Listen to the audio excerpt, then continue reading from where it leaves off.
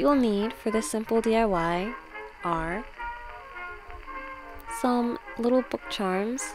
I got these in a pack of 3 from Michael's. Some simple push pins.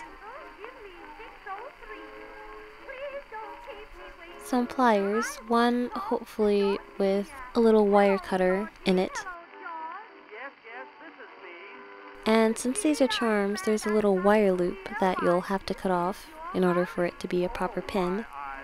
So you just use the pliers with the wire cutter tool and cut them off as best as you can. And just do that to all the rest of them.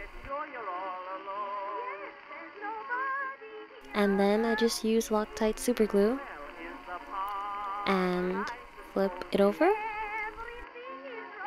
and glue on the pin.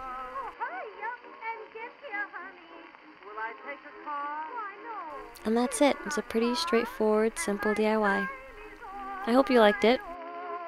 Gives a nice little bit of personality to any of your outfits. I hope you enjoyed. Bye!